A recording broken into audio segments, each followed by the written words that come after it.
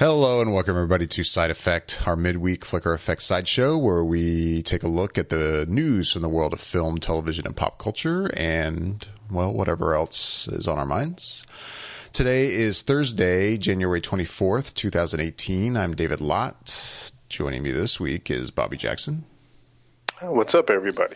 And Michelle Hillard. Hello, everyone. Hello. This week, we've got Oscar nominations to chat about. That'll probably take up most of the time. We might get to a couple other things if we get a chance.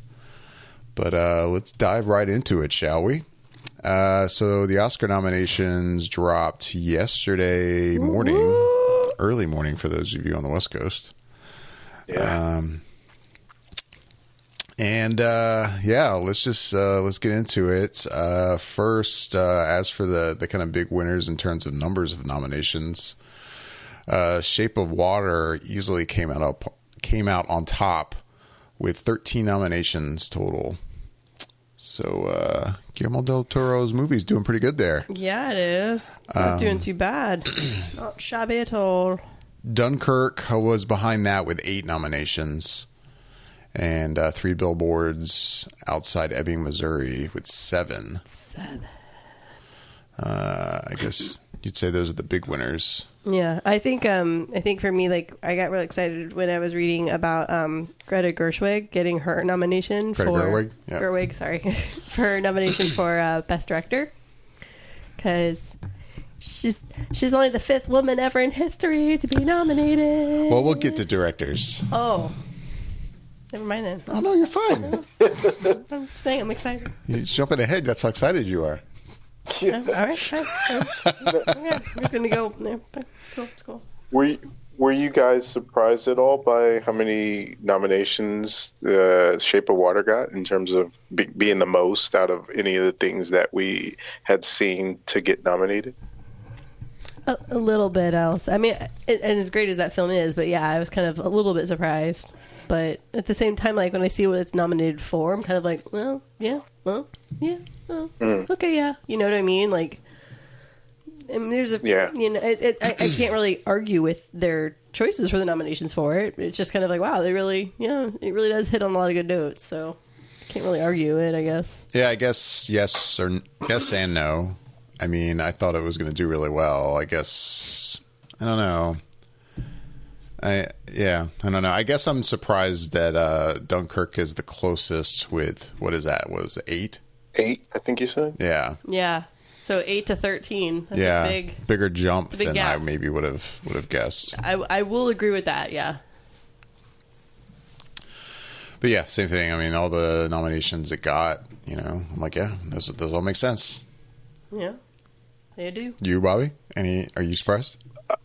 A little bit, in the same way, and just that I didn't really think about what could possibly be the front runner of this year.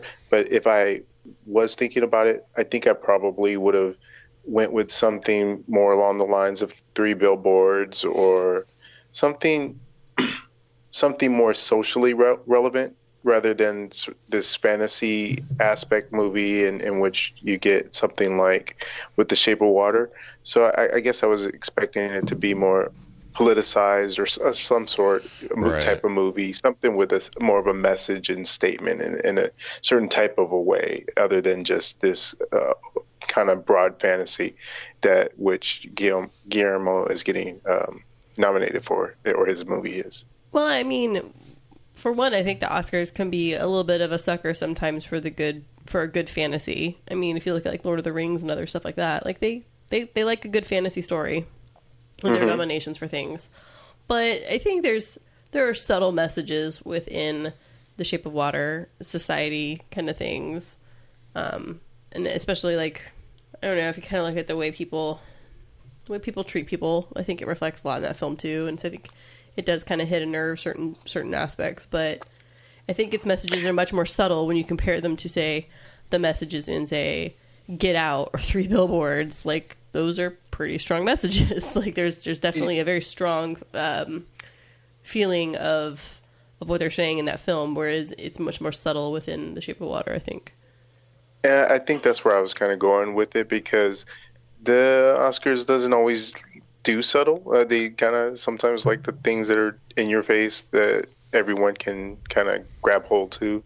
So that's why I was kind of leaning more towards the ones that are more obvious, like not necessarily this movie in particular, but something like a Call Me by Your Name type movie that's more, very, very obvious in its message as opposed to something a little bit more subtle than Shape of Water. Well, let's take a look at some of the bigger categories, and we'll start off with the biggest of all, Best Picture. And there can be 10 for Best Picture, right? Yep. So for a few years now, there can be up to 10 nominees. This year, the Academy nominated 9. And it goes like this. Call Me By Your Name, Darkest Hour, Dunkirk, Get Out, Lady Bird, Phantom Thread, The Post, The Shape of Water, and 3 Billboards Outside Ebbing, Missouri. Any big surprises for you guys? Anything you're bummed didn't get in or surprised is there, Michelle? I mean, there's a lot of my top 10 in that list. So, yes and no. I'll have to wait till we get down to the directors, I guess. But I think for Best Picture, I'm pretty good with what we have on this list. I'm down with it. And I haven't seen Darkest Hour, and I haven't seen Phantom Thread, but I've seen everything else on this list, and I enjoyed everything else on this list. Everything else is in my top 10, except for Call Me By Your Name, which was an honorable mention. That one was pretty close to being in my 10, so. Bobby, any thoughts? None other than the fact that I have seen, I believe, everything on that list, and it doesn't surprise me what's on there. Although I would have thought maybe this might have been a year that we could have got a push for total of 10, just because there are some other good contenders out there that I thought maybe would have gotten that 10th spot if they had calculated it out to that. But I guess it wasn't meant to be. So with this 9 that we did got, it's a very strong lineup that I don't know necessarily that I would pull one of those out to put something else in. So it's a very, very solid Best Picture list. Yeah, I'm in the same boat. I mean, just like you, Michelle, the only ones I haven't seen are Darkest Hour and Phantom Thread. I haven't seen those either, so I can't speak for those. But as for the others, there's nothing I would take out either. I think the only other film I would have thrown in to give it a nice 10, and I just thought of it because Bobby pointed this out, but if I were to make it a solid 10, I would say The Florida Project. Oh yeah, thank you for reminding me. That is the one that actually kind of bumps me out. That would have been that would have rounded out a nice solid 10 for me, I think, actually.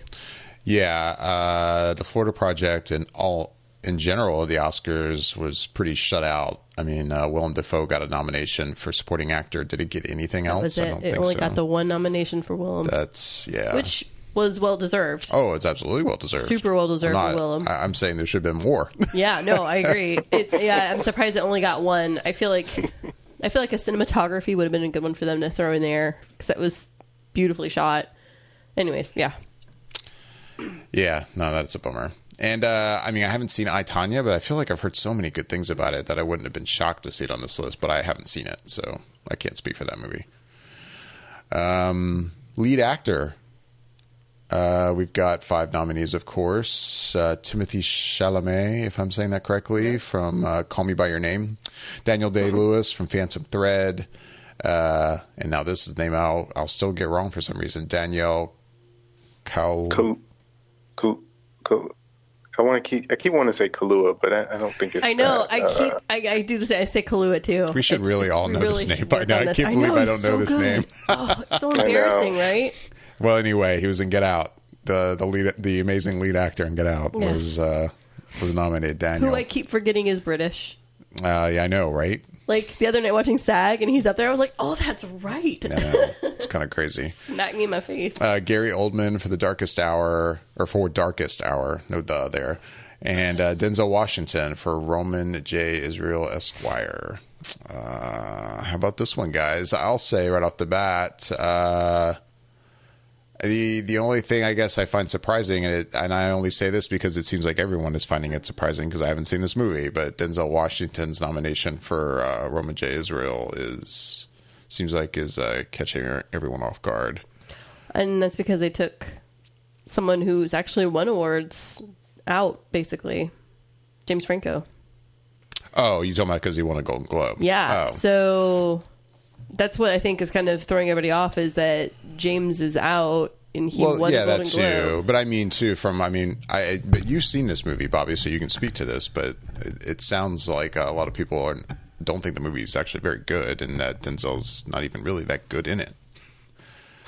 It depends on who you ask, right. I guess. I would say the opposite, in the way that I'm not going to say that it was worthy of an Oscar in terms of his performance, but it was a different type of a Denzel character than you would normally see. I don't think I've seen him play this type of character before, so it was definitely different. And the movie itself it's okay. It's nothing. It's definitely not bad, and I wouldn't describe it as something that isn't worthy of watching. But if you're holding it up against his performance in other movies or even other performances of this year, I was surprised to see his name there. Right. And so it was definitely kind of caught me off guard when I saw it. Now, you've seen the Disaster Artist. Would you have preferred to see a James Franco there as opposed to...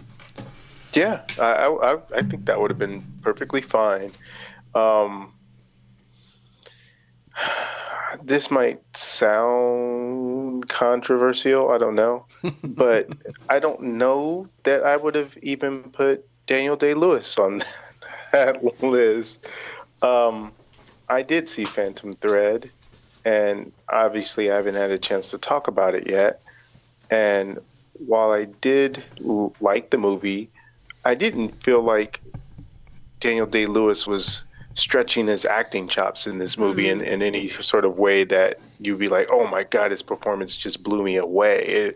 It was fine, but it wasn't, anything that I would say would necessarily need him to be on this list this year. So I could have said that he could have been off it too, and somebody else could have went in as well on his spot. But I think that just kind of goes to the name. And sometimes, how can you have Daniel Day-Lewis in a movie in a year and not put him on the nominees? I think that's kind of where it goes. Yeah, I sometimes feel like certain actors do just get nominated because they are certain actors. A great example is Daniel Day-Lewis, and I say that, and he's had some spectacular roles, and I feel like for the most part he's definitely earned it. Now, I've not seen Phantom Thread, so I can't speak to it, but I feel like sometimes this happens when we get really great actors that have won, Oscars in the past, and it's like, oh, they were in the film, oh, we should nominate them too. And I'm not saying that's exactly what happens, but sometimes I feel that way. And I think the bummer with, and this is controversial, the bummer, I'm going to use this very lightly, about the whole James Franco thing is, for me, I feel that, and this is kind of my whole thing with, the Time's Up situation that's going on, and I'm glad everything's kind of coming up to a front, but I feel like when it comes to awards, you should be looking at that actor or actress's work, their art, and not looking at the personal portion of it. And I think that that's what should be speaking to being nominated for awards, not their personal lives. And I feel like that's happening a lot because I think right now the Time's Up movement is just so in the forefront of everything that Hollywood is really trying to not step on toes. And having even voiced this out loud, I'm afraid I've stepped on toes, and people are going to be like, oh my God, shut up. But it's a very touchy subject, and everybody has their opinions, but that's my opinion when it comes to awards, I will say. And even then, I feel like you could be nominated. Maybe you'll just be smart and not show up. And that's fine, So. Well, as for James Franco, it does seem that the most of the focus in terms of his the drama around the situation you're referring to seems to have come more to light since the Golden Globes happened, and it really hasn't been that long. I don't get the impression it probably affected the voting too much because it was almost too late at that point. Yeah. I don't know how much longer after the Golden Globes the Academy had left to vote. I don't know the details of that, but I mean, from what I'm hearing, it sounds like, I mean, obviously the majority of voting was probably happening before that took place. So who knows how much it really even affected him getting nominated. Yeah. Well, was anybody else other than James Franco? Anybody was like, oh man, he didn't make it. I can't think of anybody off the top of my head, but Off the top of my head, no. yeah.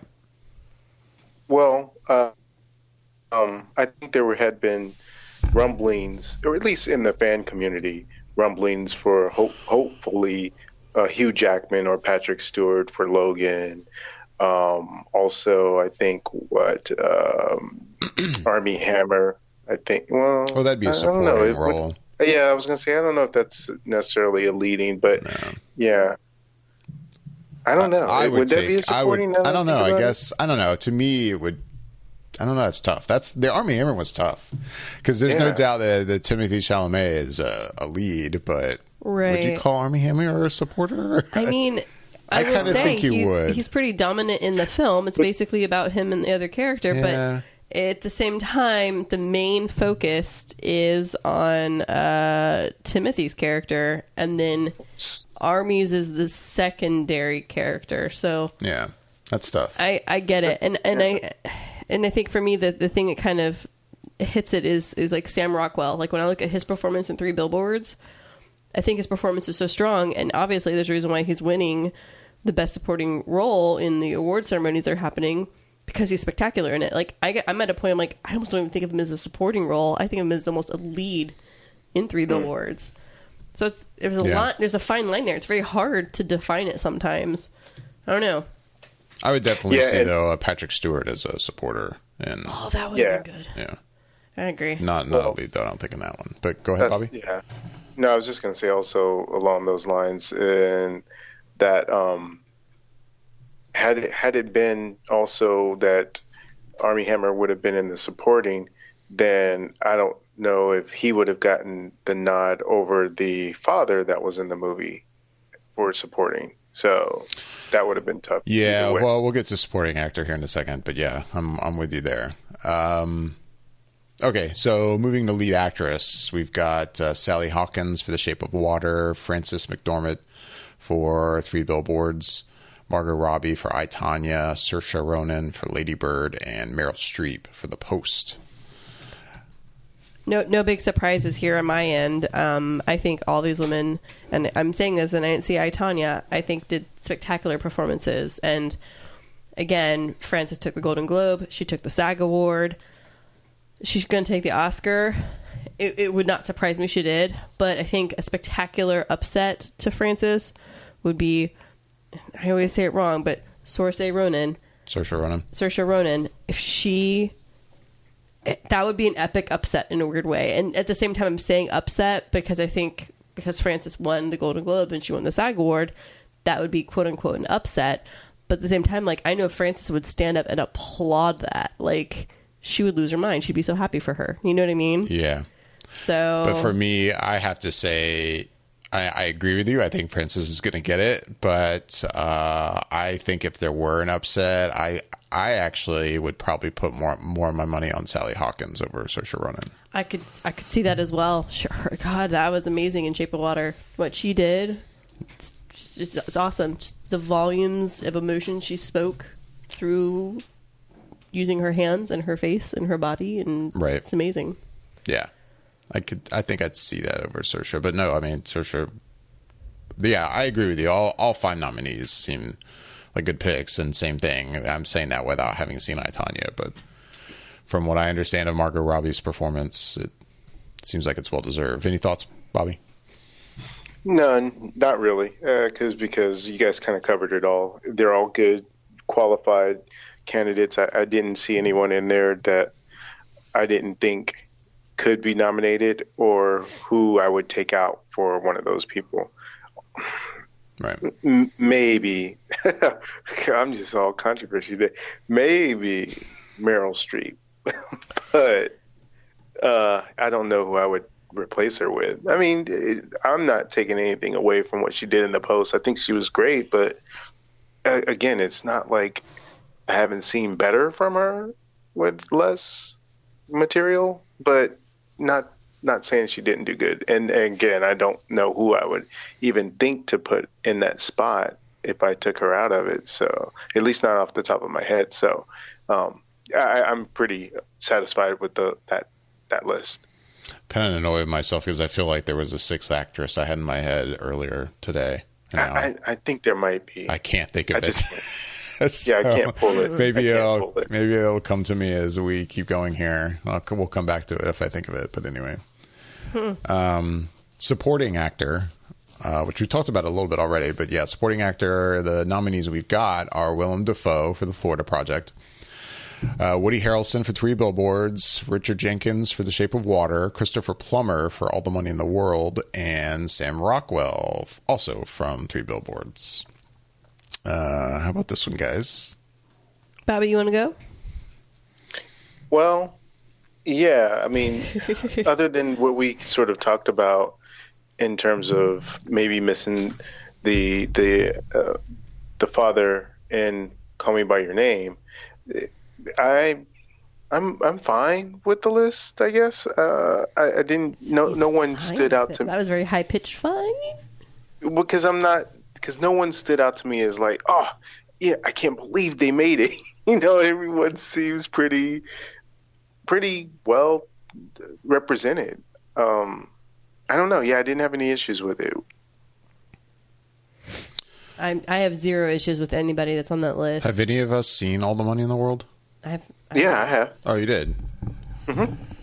And your Christopher Plummer works for you? I haven't seen it. I liked him in it. It's so crazy. It's like for this actor who's of age, older age, to come in, get his lines down, and play this very menacing and bastard of a character, do it so well in that time frame. I thought he did such a great job, and I really respected the work that he did for that. And it's not like he had 1 or 2 scenes. He's in it a lot. And so it was just kind of crazy for him to be able to come in and do what he did with that movie. And yeah, I don't know. Oh, and I guess I might go back to the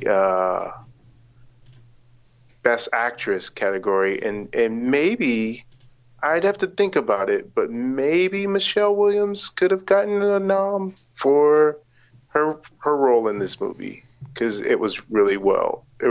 She's always really solid, and so I think this would have been something she could have been on there for as well. Right.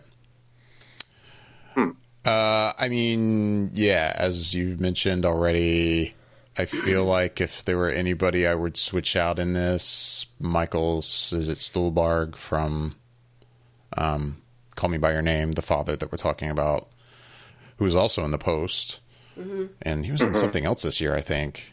Yeah, I don't know.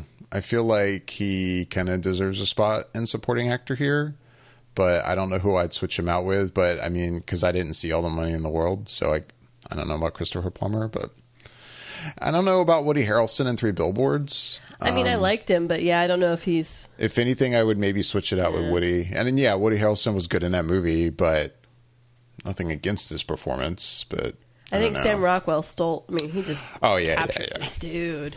Yeah, killed it. There's no competition there when it comes to that movie and their performances. Again, Woody is good in the movie, there's no doubt, but Sam Rockwell is... Yeah, knocks it out of the park. Well, and it's also because I'll give Woody credit in the sense that from what you seem to know of him as a real person and from other characters he's played throughout his career, this was a very subtle, understated, solemn kind of thankless role that he played, and he does do it well, and he sells it completely. Yeah. So I will definitely give him credit for that. Right. By the way, the actress I was trying to think of was Jessica Chastain. Oh. Yeah. For Molly's Game. I could see that. I could definitely see that. Yeah. And I'm with you about Meryl Streep. I mean, she's good in The Post. And a lot of people are really, though, loving on her performance in it because it's more subtle than maybe a lot of her other performances, I guess. Yeah, but it is, but I don't think I don't know that it's quite this. Yeah, if anything, I would probably rather see Jessica Chastain in that spot. But anyway, I'd agree with that. To jump back for a second. Okay. Supporting actress Mary J. Blige for Mudbound, Allison Janney for I, Tonya, Leslie Manville for Phantom Thread, Laurie Metcalf for Lady Bird, and Octavia Spencer for The Shape of Water. Can I just say how much I'm happy with this category? So much love happening here. Yeah, you're happy. I'm super happy. I've heard spectacular things about Mary J. Blige's performance in Mudbound, and I've got to watch it. It's on Netflix. I don't know why I haven't watched it. It's just one of those things. Allison Janney, I have not seen I, Tonya, but I've heard spectacular things. Again, she got the Golden Globe. She got the SAG Award just this week. Laurie Metcalf was spectacular Lady Bird. If anything changed and went crazy, and they decided not to go with Allison, I would love it if Laura got it. But hands up for Octavia Spencer, making Oscar history.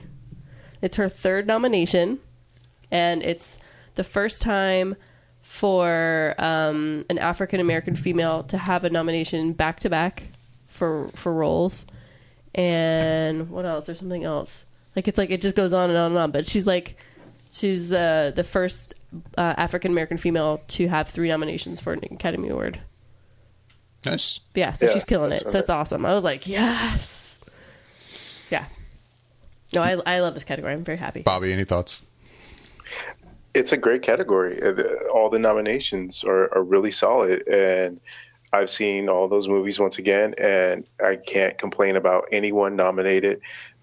After I saw Lady Bird, Laurie Metcalf was my pick. And then I saw I, Tonya, and Allison Janney just ran away with it. Did she? I have no doubt that she's going to win that. And I love Allison Janney so much. I really do. She's one of my favorite actresses. And again, I haven't seen I, Tonya, so it's really hard because Laurie Metcalf and Lady Bird was she's so damn good. She's so damn good. Oh, it's a hard one. Yeah, I've got nothing.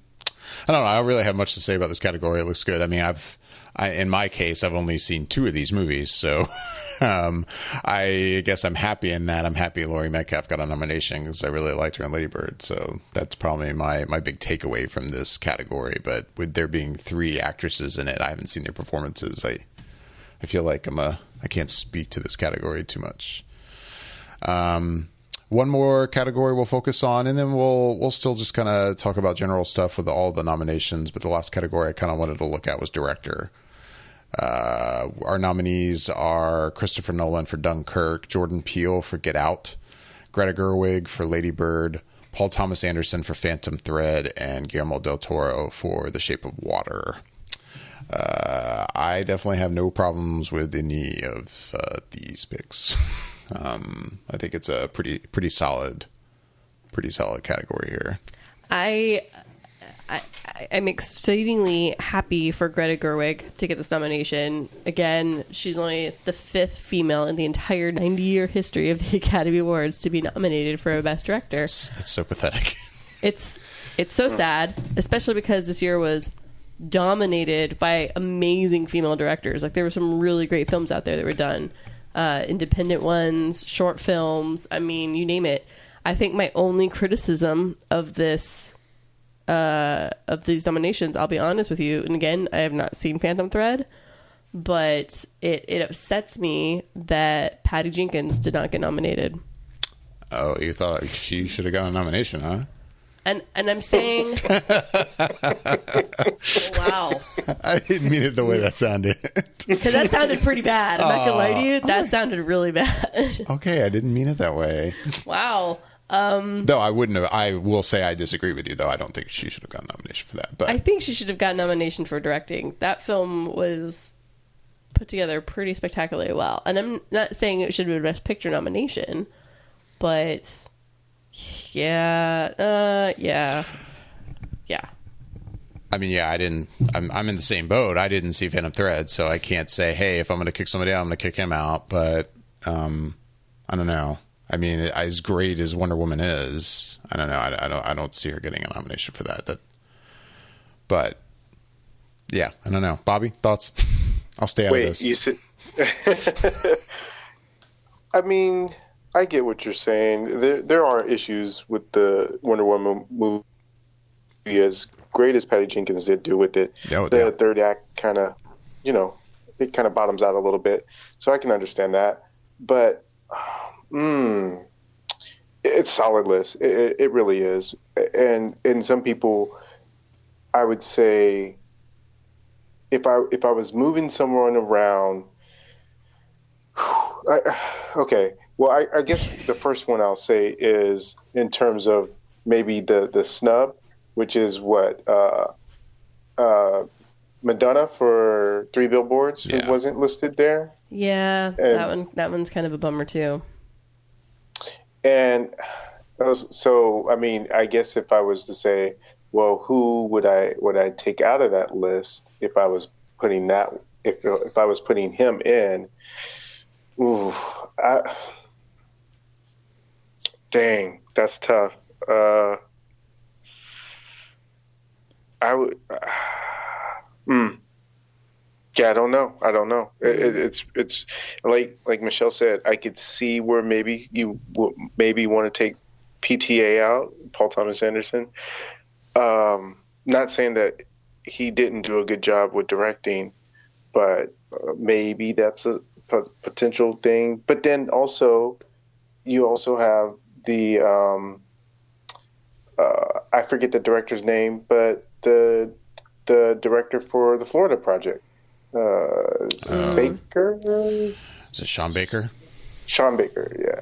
I kept wanting to say Simon Baker, but yeah, maybe someone like him with his indie sensibilities and being able to do what he did with that film and with the cast that he had there. It's a well put together film, and I see. It's so weird because I feel like it's so hard because maybe you get jaded because you just watch so many different things and you take it for granted. But when I look, when I think about the Post, and I enjoyed it, but I'm sitting there thinking in terms of like how it was put together and done, and it maybe is just taking what Spielberg did for granted, but it didn't stand out to me in any specific way. Especially if I think about something that I saw in the Florida Project or something of that nature, it's just like, is it because it's Spielberg? Or I don't know. What do you think, David? Because you obviously like The Post a lot, so am I kind of just reading that wrong in terms of Spielberg? I have mixed feelings on it. I think when you're thinking about Spielberg and his direction of the movie, because in one sense, I feel like he should be applauded for being able to make the movie so quickly and do such a good job. Then on the flip side, I mean, I had that movie in my top 10. What was it, at number 9, I think? Mm-hmm. And I mentioned the reason it was down at 9 because as good as it is, I think you can. I got the sense you can feel the rushness of the production with the ending. Mm-hmm. I feel like that movie could have been stellar had he had the typical amount of time to work on it without feeling like he needed to get it out quickly like he did. If that had been more of a 2-year production or something like that, I thought some of the problems I had with it would have not existed. But so I don't know. In one sense, yeah, I will say overall, no, I don't see him getting a directing nod for this. I'm not too surprised that he's not there. I mean, the only reason I would be surprised that he's not there is just because of the message that the Post is sending, and that the Academy didn't just kind of give the Post more nominations almost for that reason alone. So I wouldn't have been shocked to see him on this list, but I'm fine with him not getting a nomination for it. No. Um, Yeah. Go ahead, Michelle. Oh no, I was going to kind of change up a little bit. I was going to say that I'm happy that, Jordan Peele isn't nominated just for this, but he also got Best Original Screenplay as well as Greta Gerwig. So it's not just for directing, but they also got their original screenplays nominated. I mean, that's a big good job, buddy. You did a spectacular job. That's a lovely little pat on the back for them. I mean, right off the top of your head, if you had to pick a winner here, who's it going to be, Michelle? For directing? Yeah. Oh, God. I know who I would like to win. You want Greta Gerwig to win? I would like Greta Gerwig to win. I think that movie was done beautifully well. And I'm saying that, I totally understand why Guillermo has been winning, because he put together a beautiful film. So I have a feeling that Guillermo del Toro is going to win it. But if Greta got it, I'd be stupid happy as well. So that's a hard one. Bobby, your quick pick? Yeah, I mean, I'm not going to be falling over my chair if Guillermo wins. I fully expect him to win. But I can't lie and say I wouldn't be thrilled if Jordan Peele won. I mean, to be the first black director to ever win for Best Director Oscar is something. And, who knows when that could possibly come around again. So, yeah, I would really, really love to see that. Well, that puts me in a hot spot. I'm going to pick a white guy. Oh, my God. Hey, will you pick whoever you I'll say the only reason I wasn't even going to pick Jordan Peele. I'm joking. The only reason I'm not picking Peele is because I feel that he did a film that was mostly a comedy, and the Oscars aren't always super generous with comedies. No, I'm joking. I mean, yeah, if I have to pick, I think Guillermo's going to get it. But I agree with both of you. I think it would be amazing if Greta Gerwig got the nomination. I wouldn't fault the Academy at all. That's a great movie. Same thing would Get Out. I have to say I would be more surprised by a Jordan Peele win. I'd be. Because of Get Out being the genre movie that it is. Yeah. But I would be, just like you just said, Bobby, I would be extremely happy if Jordan Peele won. That would be great. That'd be amazing. To see a guy win for that kind of film, his directorial debut. Yeah. Like that would be great. Yeah, but to get one right out the gate, that'd be amazing. It'll be interesting because of the fact that we have so many diverse categories or nominees in these categories, and like you were saying, David, that maybe this is a genre movie, but when you think about within the past, 2-3 years of new people who have been accepted into the Oscars as part of the voting contingent, some of these people are younger people and more plugged into the scene as opposed to some of the older voters. So it will be interesting to see if maybe there's a tide turn and we might get some sort of surprise dark horse that might come along that we weren't expecting, because everyone's just thinking it's going to be Guillermo, and you just don't know. Even though it's got the most nominations, there's still time to vote between obviously now and when that happens. And I think I was reading an article this week where it said that Get Out and Dunkirk are coming back to theaters sometime soon because of the Oscar nomination push. So you just don't know. Right. I think it's a spectacular changing of the tide. It's almost actually changing of the guard. I feel like a lot of older directors that we've all known and loved, that we see consistently always getting nominations. Steven Spielberg, and I'm going to say Christopher Nolan, but other major directors. I feel like we're starting to get into a younger generation, a fresher eyes, a fresher outlook on life, a fresher different take on directing and even screenwriting and music. And I think everything is kind of, there's definitely there's definitely a movement of older Hollywood moving out and a newer, younger Hollywood kind of moving in, and I'm cool with it. It's I feel like the time is right for these people to really start getting noticed for what they're doing in everything, all of this stuff, in special effects, in the music, all of it. It's great. But I think for me, like, the only other category I was going to quickly touch on was cinematography. Because I love cinematography. I'm a big sucker. I love me my cinematographers. So I'll run through it really quick.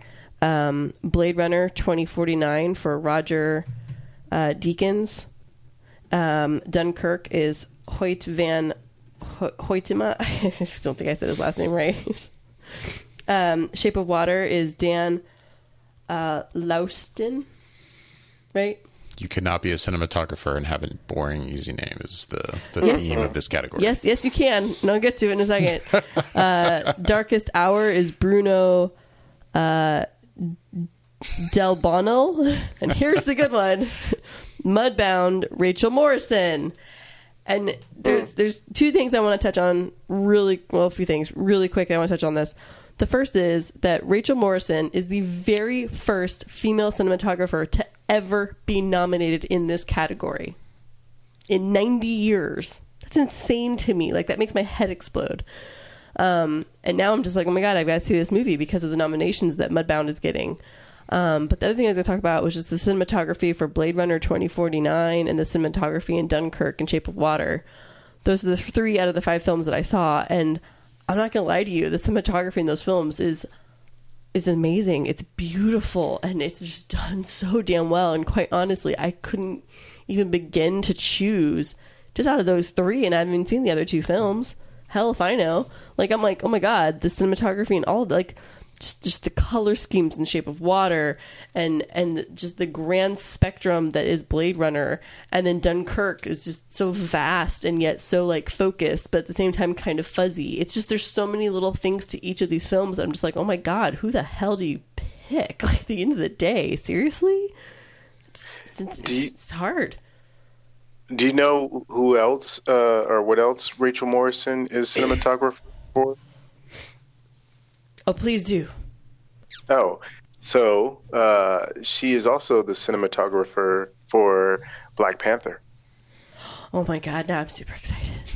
Yeah, oh she works with Ryan Coogler right now. I'm not even going. She works with Ryan Coogler a decent amount because she also worked as cinematographer for him on Fruitvale Station. What the hell? Yeah. So how about that? She's on the rise for sure. I think you'll probably be seeing her name pop up a lot more. I'm super okay. Who knows? With, maybe I'm even again next year for Black Panther. That might be something in the future.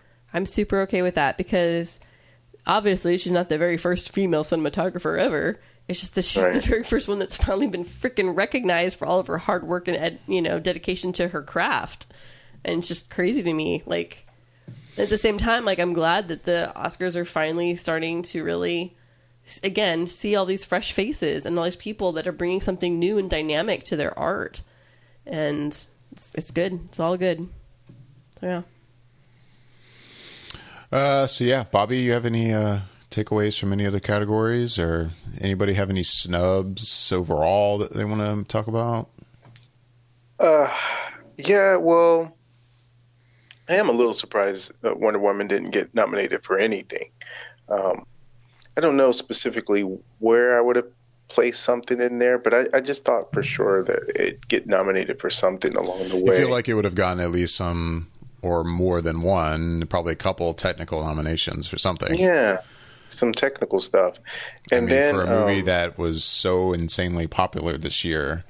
And and I mean, even though I said, there's maybe some problems with the third act, it's a great movie. I mean, score or something. Yeah. Something, yeah. Something. And then I guess the only other one, I don't know, it wasn't necessarily a snub or anything, but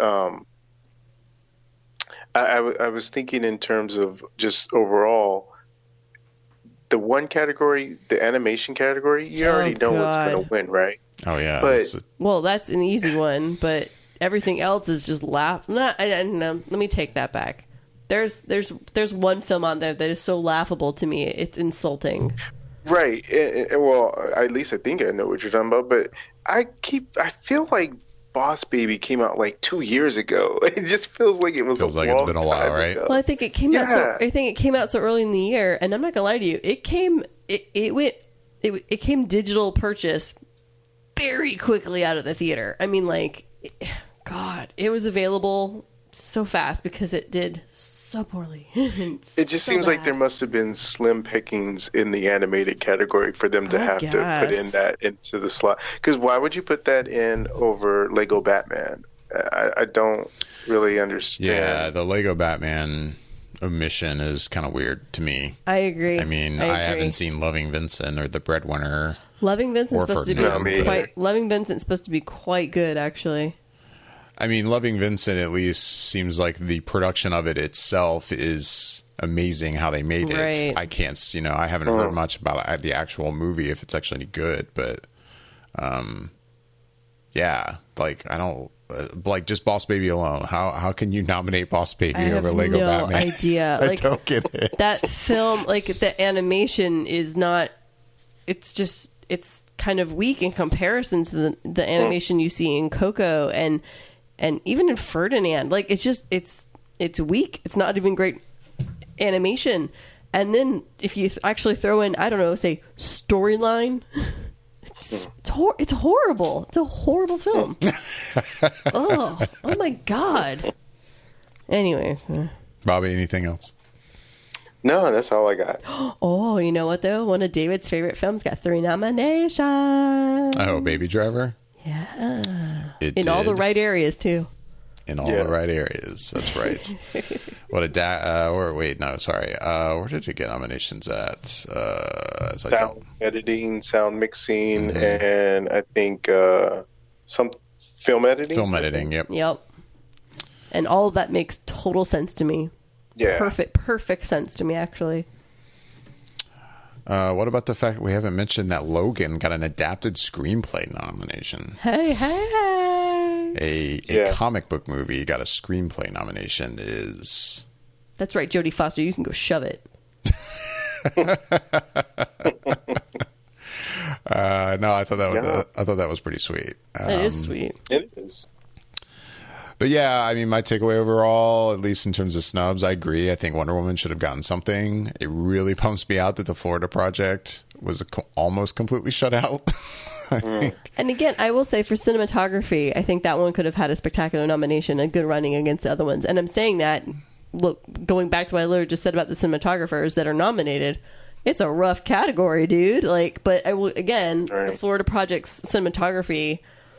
It was done very, very well. Everything was done at certain eye level. Everything was done within certain colors. It was quite good, and I could have easily have seen that one be nominated for sure. Yeah, I could have seen that nominated for screenplay to write a film that have such natural dialogue in it, and it seemed real. Yep.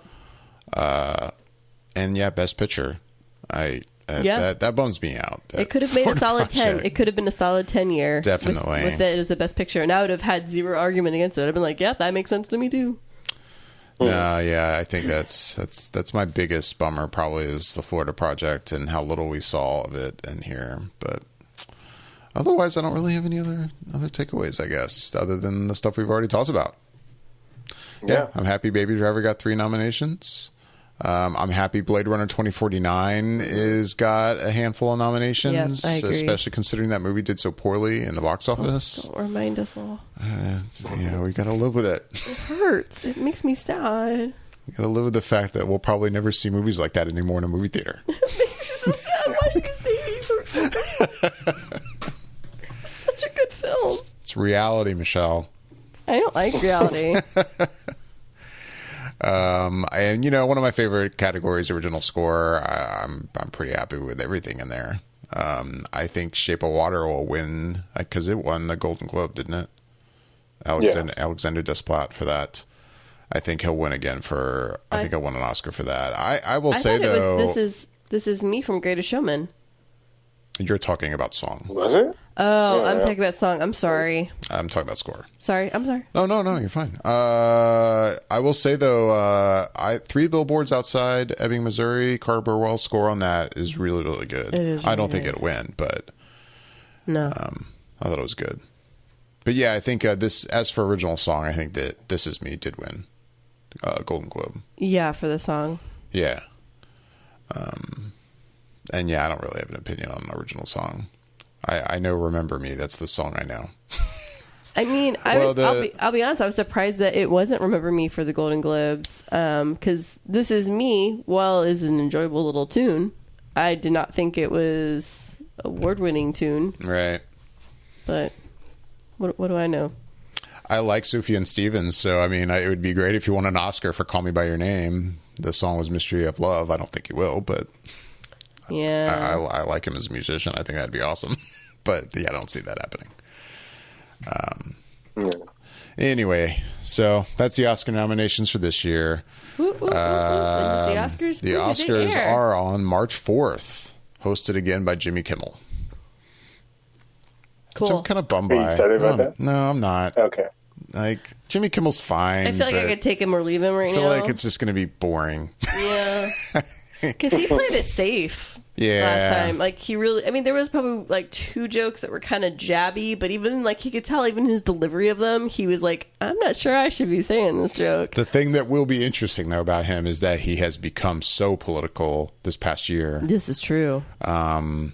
You know, with his child and lots of other things, I think. And that, for that reason, it might be interesting that he might just kind of take the gloves off and be like, you know what, fuck it. I have this huge stage to say what, you know, basically whatever I want. Like, he could change it up. He could. Well, I mean, we'll see. I would say, like, you know, it would be an entertaining one, and I don't know if it's ever going to happen. And I just lost his name. Oh, John Oliver. Can you imagine John Oliver in this political climate right now? Ooh. I don't ever see him hosting the Oscars. He I just don't doesn't either. strike me as someone that they would go for. But I can kind of imagine him hosting, and Can you imagine his monologue? it does seem like he would be an entertaining host. Oh, I feel like his monologue would be worth it. I would just be sitting there shoveling popcorn in my mouth. Right. And be like, oh my God, he's totally saying everything I think all year long. This is amazing. Yeah. Like, it would be, the room would be on fire. And I think half the room would think it'd be great, and half the room would be just pissed. It would be entertaining. I'm not saying it's ever going to happen. I'm just saying it would be entertaining to see. Bobby, any thoughts on Jimmy Kimmel? Yeah, I'm kind of where you are with it. I don't know. Maybe he'll mix it up this year, but I'm not expecting him to. I mean, I'm not either, yeah. It's whatever. Yeah. Yeah, he did have a couple things I did like. I'm not going to say he was just completely bad, but actually I won't say it's bad at all. It just, you know, there's just a couple things that stood out that were funny, but for the most part it was by the numbers, so to speak. It wasn't anything that was controversial. It wasn't anything that was overly boring or anything. It just was okay. Yeah, I agree. Well, those are the Oscar nominations. Like I said, March 4th, we'll probably be doing our Oscar predictions on an episode right before that happens, like we do every year. You are we going to try to go see the shorts again this year? The nominated short films? Yeah, I'd like to. 'Cause it's really good. I felt very educated last year. I was like, I've seen them. If anything, I'd like to do both, because they usually theatrically release the shorts and the animated shorts. Yeah, that's right. Yeah. And I'd love to go see all those. I'll have to check that out. With that, we're going to get out of here. As always, you can reach out to us on our various social media accounts. Facebook.com/Flickr Effect. On Instagram, we're Flickr Effect on there. And on Twitter, Flickr _Effect. And YouTube, youtube.com/Flickr Effect. And I'm David Lott. I'm Bobby Jackson. And I'm Michelle Hillard. Thanks for listening.